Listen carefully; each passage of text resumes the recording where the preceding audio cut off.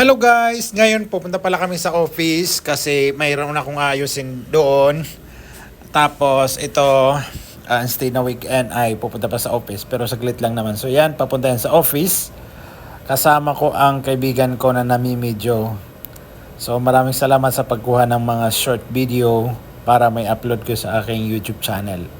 So yan, kung alam niyo yung lugar na yan, yung daanan na to ay they call Silver Tower, yung ano na yan, yung straight na yan.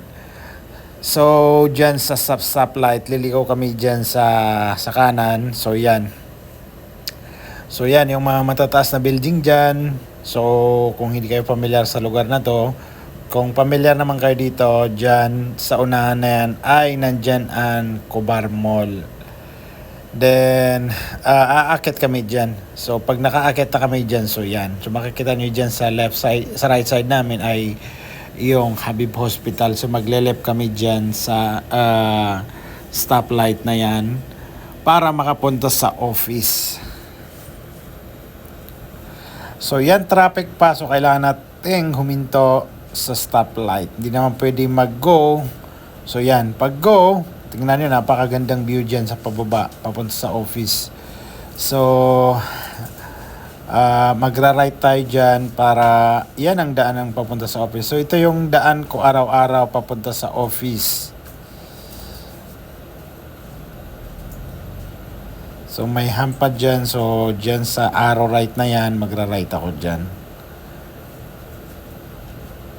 So, pagkanan ko dyan, meron palang malaking sasakyan dyan na nag-aayos ng... Ayan, dumating na kami pala sa office. Namimidyo ako. So while namimidyo ako, yung kaibigan ko, binibidyo rin ako. Shout out pala sa kanya. Then, yan, namimidyo ako sa baba kasi yung office namin nasa 6th floor. Ay, siya ba yung namimidyo dito o ako? Hindi ko na maalala. So yan, nasa office na kami dyan sa taas. Sa conference room by the way yan eh. Yan pala yung office namin. Ayun, nakita ko yung mukha ko dun. So yan guys, pagkatapos namin sa office, saglit lang naman, pumunta kami dyan sa restaurant, kumain kami. Ayun. Wala pang katao-tao dyan kasi 1 o'clock yan or 2 siguro 1 o'clock.